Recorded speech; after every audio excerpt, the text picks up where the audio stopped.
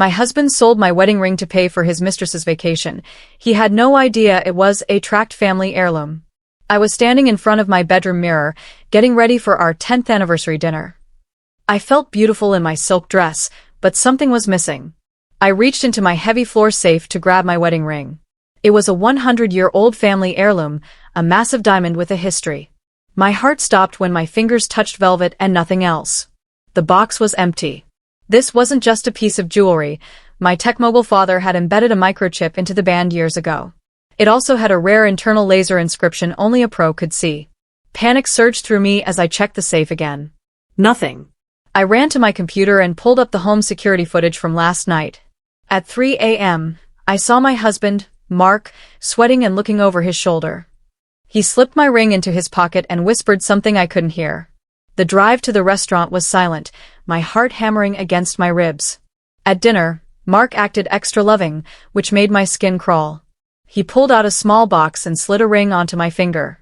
It looked similar, but it was cheap cubic zirconia, faded and lifeless. He claimed he had my original ring professionally cleaned and upgraded for our big milestone.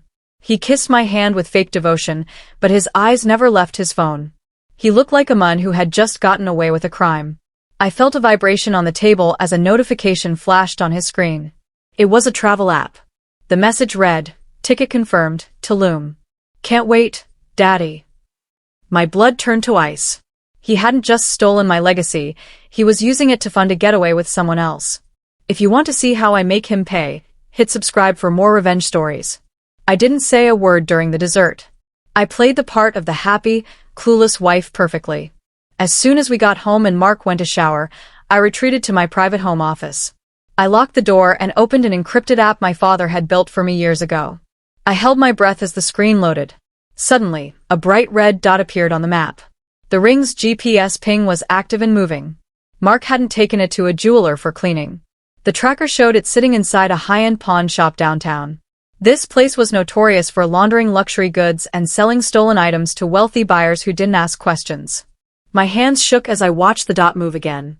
It left the pawn shop and headed straight toward a luxury hotel in the city center. The betrayal was now a physical weight. I sat in the dark, staring at the GPS dot, and remembered my grandmother's face. She had given me that ring on her deathbed, her thin fingers gripping mine. She told me the diamond represented our bloodline's strength and warned me never to let a man take my sparkle. I realized then that I had let Mark dim my light for years. I had funded his tech startup that never actually launched, paying for his fancy clothes and his car while he lived off my hard work. I pulled up social media and searched for a woman named Bianca, a girl I'd seen him like recently. There it was. A fresh post showed a tanned hand with my family heirloom on the middle finger. The caption read, "Tulum bound. New beginnings with my favorite guy." He hadn't just sold it, he had given my history to a stranger. The next morning, the house was filled with the sound of zippers. I found Mark in our bedroom, packing 3 large suitcases for what he called a business seminar in Mexico. I didn't scream or throw the fake ring at his face. Instead, I leaned against the doorframe and watched him struggle with his luggage. I even walked over and helped him fold his shirts, acting like the supportive partner he expected me to be. While he was in the bathroom, I tucked a small gift into the side pocket of his suitcase. It was a high-tech GPS tag disguised as a simple leather luggage label. He came out and hugged me, smelling like the expensive cologne I had bought him. He told me he loved me and would miss me. I looked him in the eyes, smiled, and said, "I know exactly what you're worth, Mark." Mark left for the airport with a spring in his step, leaving me in a house that suddenly felt way too quiet. I didn't cry. Instead, I opened my laptop and activated the audio feedback on the luggage tracker. The technology was incredible. It picked up every vibration and sound near the suitcase. I spent the next several hours listening to the background noise of the airport and the muffled sounds of the flight. Once they landed in Mexico, the audio became crystal clear. I heard a high-pitched giggle, "Bianca." I listened as they entered their luxury hotel suite in Tulum. Mark's voice sounded different, deeper and more arrogant. He started bragging about how he had tricked the boring wife into giving up her dowry. He called me a safety net that he finally managed to cut. The sound of their clinking champagne glasses was nauseating. The next morning, I heard Bianca's voice through the tracker again. She laughed and said, "I can't believe she didn't notice the fake ring, Mark. She's as dim as the glass you replaced it with." Hearing her mock my intelligence was the final spark I needed. I didn't call Mark to argue. Instead, I called my family's legal team and a contact at the federal authorities. Because that ring was a certified historical artifact valued at over $250,000, selling it across international borders was a major crime. It wasn't just a domestic dispute anymore, it was international smuggling and federal fraud. I spoke to the lead investigator with a voice as cold as stone. I reported the ring as missing from my home and provided them with the live, flickering GPS coordinates in Tulum. I didn't mention Mark's name yet. I let the tech do the talking. I spent the afternoon watching the red dot on my screen. It moved from the hotel to a trendy beach club. Through the audio feed, I heard the sound of waves and loud electronic music. Suddenly, the music stopped. I heard the firm voices of the Mexican Federal Police. They had been tipped off by my private security firm about stolen contraband entering the country. There was a commotion, the sound of chairs scraping, and Bianca screaming in confusion. They weren't looking for Mark at first, they were looking for the stolen artifact, reported by Interpol.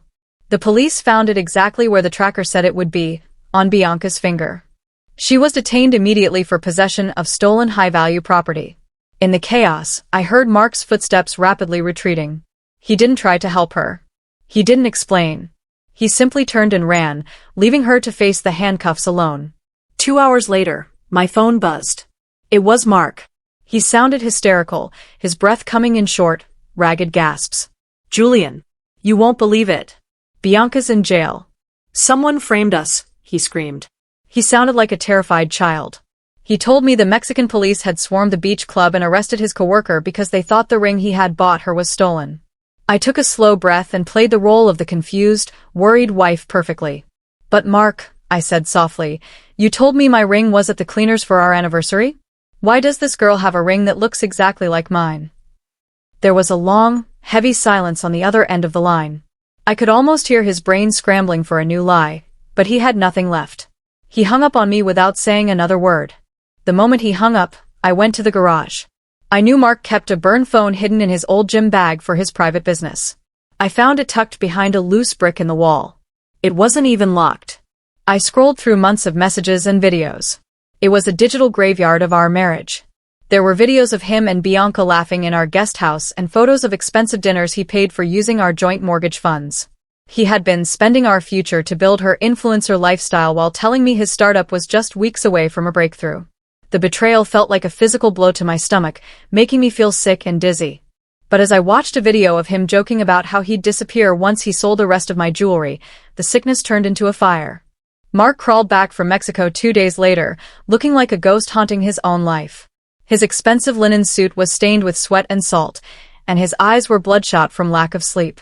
He spun a frantic tale about how Bianca was just a coworker who had been victimized by a corrupt police force. I sat on the sofa, nodding with fake sympathy, while my phone in my pocket recorded every stuttered lie. I played the role of the supportive wife, offering him tea and a shoulder to cry on. I suggested that we might need to take out a bridge loan on the house to cover his sudden legal fees and help his friend. He was so desperate to cover his tracks that he didn't even read the fine print. He signed the documents instantly, not realizing he was legally signing his rights to the property over to my sister. A week later, a courier arrived at my office. The Mexican authorities, working with my father's security team, had processed the ring as recovered stolen property. They returned it to me in a sealed evidence bag. I opened it and felt the cold, heavy weight of the 100-year-old diamond in my palm. I didn't tell Mark it was back. I didn't put it in the safe either. I slipped the ring onto a sturdy platinum chain and wore it under my shirt, right against my heart.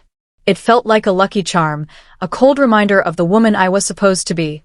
Meanwhile, Mark was becoming unhinged. I watched him on the hidden cameras, frantically searching the house for anything else of value. He was checking the backs of paintings and digging through my jewelry box, desperate for a second chance to sell my life away.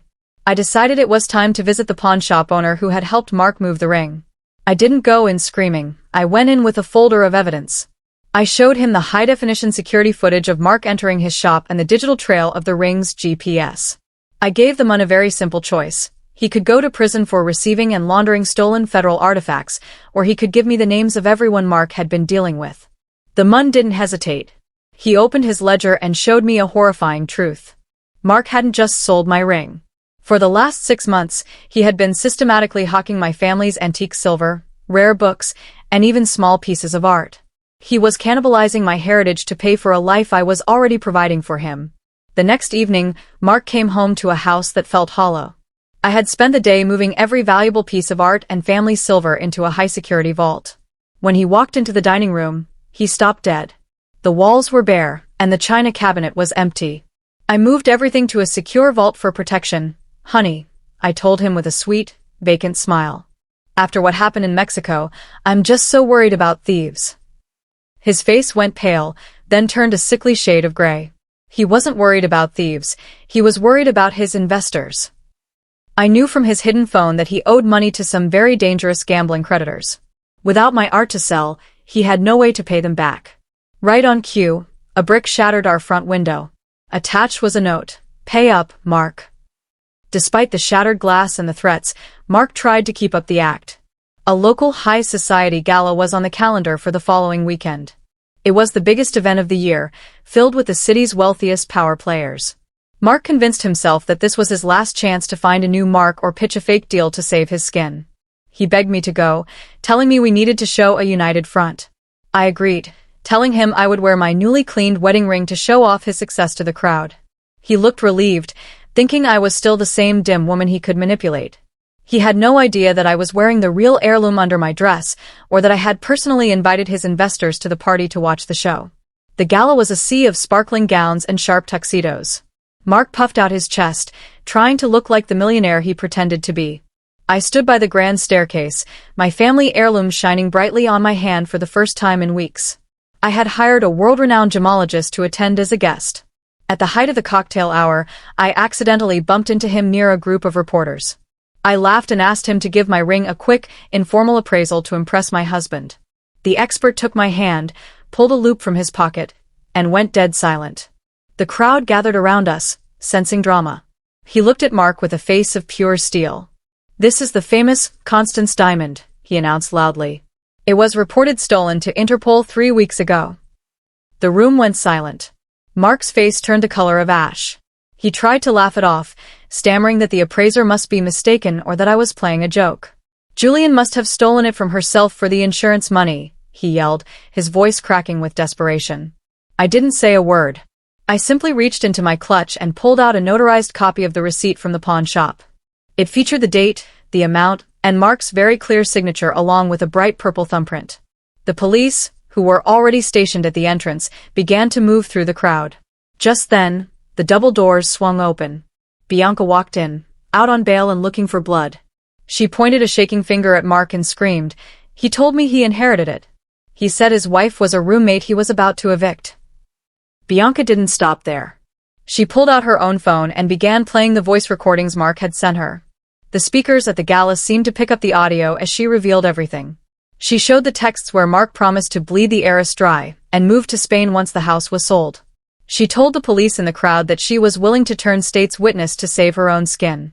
She had realized that Mark was a sinking ship and she wasn't going to drown with him.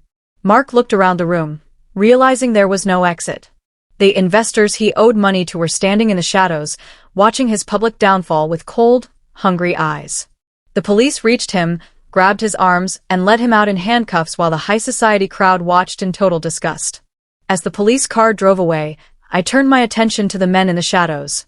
I walked over to the investors who had been hounding Mark for gambling debts. They were angry, thinking they had lost their chance to collect. I looked them in the eye and revealed the final truth. "Mark never had any money of his own," I said calmly. "Every business deal he pitched to you was based on my family's assets, which are protected by a rock-solid prenup." I showed them the legal documents proving that Mark owned nothing, not the house, not the cars, and certainly not the art.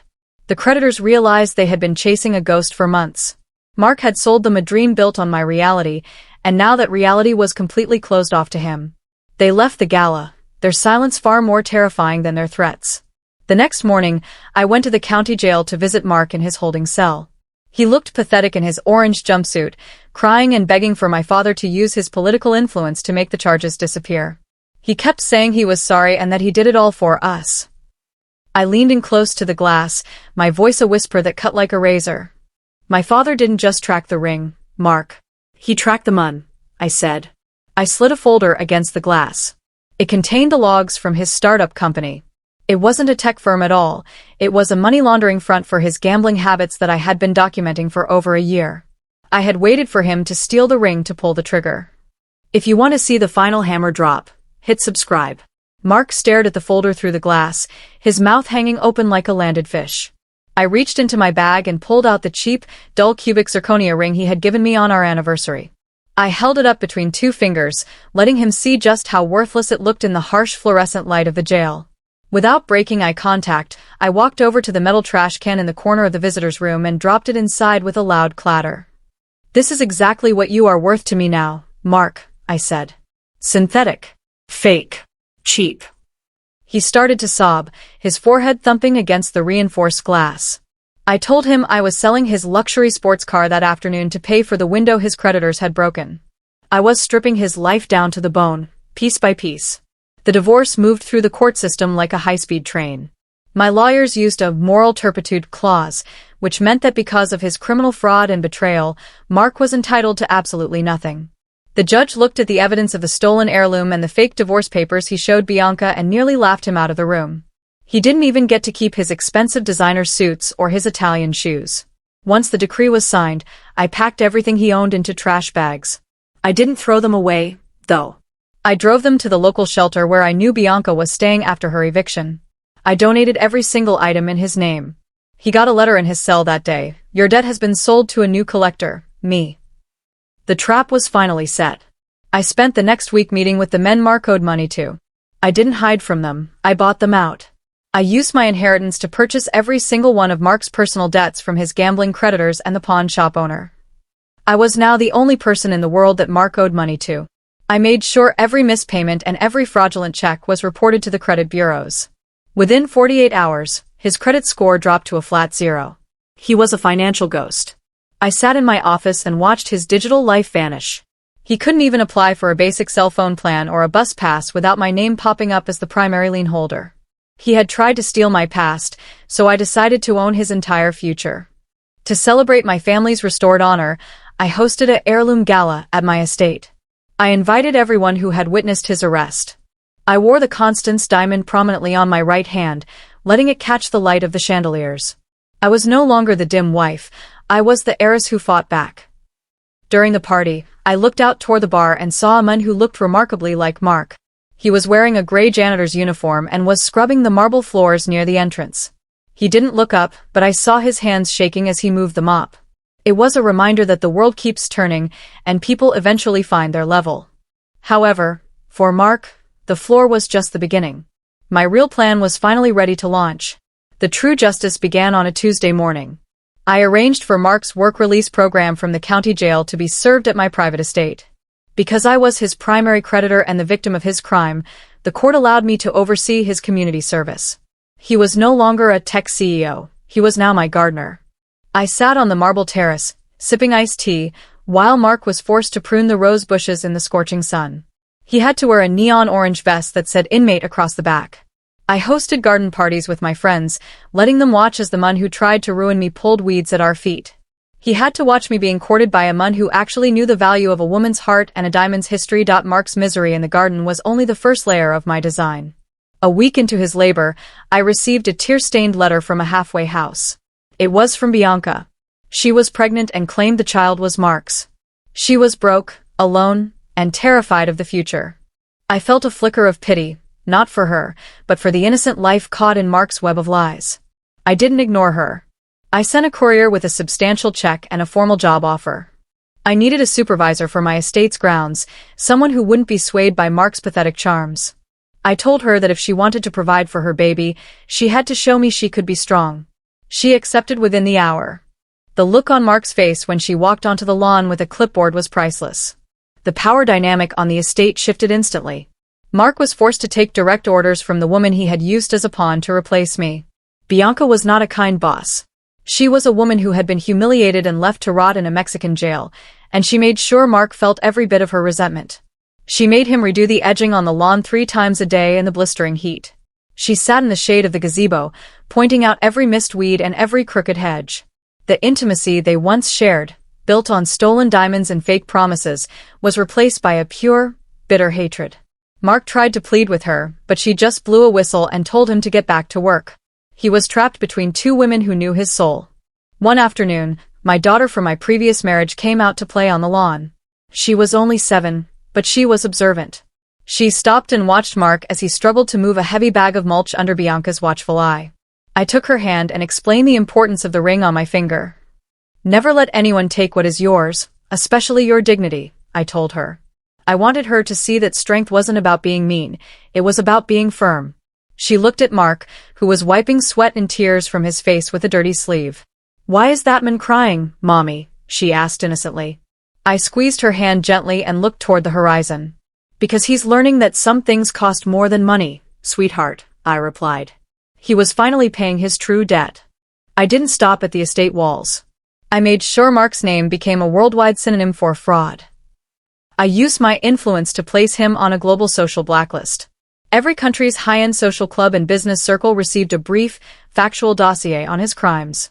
He couldn't even leave the city because of the strict parole terms I had helped my lawyers draft. He was a prisoner in the very world he had tried to conquer. He was stuck at the bottom of the ladder, looking up at the life he had thrown away for a week in Tulum. Every time he tried to apply for a small loan or a basic job through his work release program, my name appeared. I hadn't just taken his money, I had taken his ability to exist in society. The grand finale of his public shaming arrived with the Gemstone Gala. I decided to donate a perfect, museum-quality replica of the Constance Diamond to the local history museum. It was a beautiful piece, but it was just glass, a symbol of the fake life Mark had tried to give me. The plaque beneath it read, "A reminder that value is earned, not stolen." I invited Mark to the unveiling ceremony as part of his janitorial duties. He had to stand there in his rough work uniform, holding a mop and a bucket, while the most powerful people in the state toasted to my generosity. He was a human prop in the story of my victory. He had to watch the elite world clap for me while he remained a ghost in a uniform. The silence following the gala was the loudest part of Mark's punishment. He tried to reach out to his old friends, the men he had golfed with and the partners he had toasted with my money. No one answered. I had bought the silence and the loyalty of everyone he once knew by proving his worth was a lie. He was a social leper, a man whose presence caused people to turn their heads in embarrassment. He spent his nights in a small, damp room in the work release center, staring at the ceiling. I monitored his activity through his court-mandated ankle monitor. He was a man who had once dreamed of private jets, now reduced to counting the minutes until his next shift in my garden. He realized then that I hadn't just taken his wealth, I had erased his very existence from the world. Desperation finally pushed Mark to one last act of stupidity. I watched through my bank alerts as he accessed a secret, tiny savings account he had hidden under his mother's maiden name. It wasn't much, maybe $500, but it was enough for a one-way bus ticket to the border. He thought he had found a blind spot in my surveillance. He spent the night packing a small bag with a few rags he had left, moving quietly in his shared dormitory. He thought he was escaping the Julian trap once and for all. He didn't realize that I had been waiting for him to find that money. I let him leave the estate. I let him walk all the way to the airport, watching his red dot move slowly across the city map on my phone. I met him at the airport, but he didn't see me at first. I stood behind a pillar at the gate, watching him sweat as he stood in the long line for the budget airlines. When he finally reached the counter, he slid his last cents across the desk, his hands shaking with hope. "Sir, I'm sorry," the agent said, her voice echoing through the terminal. "This account was flagged and frozen 10 minutes ago. The transaction is declined." Mark's face collapsed into a mask of pure horror. I stepped out from behind the pillar, my heels clicking on the polished floor. I waved a small, polite goodbye as I boarded my own first-class flight to London. He screamed my name, but the security guards were already closing in. I didn't look back, I had a new life to start. The scene at Terminal B was a masterpiece of self-destruction. Mark had a complete public meltdown, screaming about conspiracies and stolen diamonds while pointing at the ceiling cameras. He threw his empty wallet at the gate agent and collapsed onto the floor, sobbing like a broken child. Every traveler in the airport had their phone out, recording the fallen CEO as he lost his mind in front of the world. Within an hour, it became a global meme, #TheFallenHusband. He wasn't a villain anymore, he was a joke. The authorities didn't take him back to jail immediately, they took him to a psychiatric hold for observation. He had finally broken under the weight of his own greed. He was now exactly where he had started, with nothing but the air in his lungs and the shame of his choices. I visited him one last time at the facility before the final court hearing. I sat across from him, looking through the thick plexiglass. I didn't say anything for a long time, I just let him look at the Constance diamond on my finger. It sparkled with a light that he would never touch again. "You sold this for a week in Tulum," I said softly, my voice filled with a strange, calm peace. "I used it to buy the rest of your life." He didn't even have the energy to argue. He just stared at the ring, his eyes vacant and hollow. As I walked out, my phone paged me with a notification. His tracker pinged one last time as the doors to the permanent state facility locked behind him. He was finally exactly where I wanted him, forgotten. In a twist I never expected, Bianca actually became a decent person through this ordeal. She worked hard as my supervisor, learning that true value is found in character, not stolen gemstones. She apologized to me with a sincerity that felt real, admitting she had been blinded by the shiny life Mark promised. When her baby was born, she looked at the child and swore to be better. I saw the potential for redemption in her, so I did something bold. I set up a substantial trust fund for the child to ensure he would never go hungry or lack an education. However, the legal documents had one non-negotiable condition: Mark was never allowed to meet his son. I would protect the next generation from the rot of his influence. Bianca signed with tears of gratitude, finally free from his shadow. Months later, I sat on my front porch, watching the sunset dip below the horizon. The Constance diamond sparkled in the dying light, looking purer than it ever had before. The stain of Mark's touch was finally gone, washed away by justice and time. I felt a sense of peace that I hadn't known in years. My house was a home again, filled with laughter and the quiet strength of my family's legacy. Just as I was about to go inside, my phone buzzed. It was a call from this security friend who had helped me with the original tracking. He sounded urgent, his voice low and professional. "Julian, we were digging into Mark's old digital backups from the pawn shop," he said. "We found something you need to see." He wasn't working alone. The investigation revealed a much darker reality than a single cheating husband. It turned out Mark was part of a coordinated network with the investors I had chased off. It was an organized ring of men who targeted wealthy women, systematically draining their family estates through startups and fake jewelry thefts. They shared tips on how to gaslight their wives and hide assets in offshore accounts. Mark wasn't just a loser, he was a foot soldier in a war against women like me. My heart raced as I realized that while Mark was neutralized, the system that created him was still functioning. The red dots on my screen began to multiply as my security team identified other husbands in our social circle. I realized right then that my mission wasn't over. It was just evolving. I used my resources to start a secret intelligence network for women in my circle. We didn't call the police at first, we did our own research. We tracked the rings, we tracked the bank transfers, and we tracked the men who thought they were smarter than their wives. We shared a database of red flags and provided high-tech trackers disguised as luxury gifts. My home became the headquarters for a league of wives who were tired of being treated like ATM machines. We moved in silence, waiting for the perfect moment to strike. The thrill of the hunt was better than any gala I had ever attended. One evening, a new file landed on my desk. It was a local politician's wife who suspected her husband was selling her dowry. We found our next target. He thought a diamond was just a stone. He thought a wife was just a bank. He didn't realize that some things are harder than diamonds, like a woman's resolve. I looked at the photo of Mark in his prison uniform and felt nothing but the cold satisfaction of a job well done. He had tried to bury me, but he didn't realize I was a seed.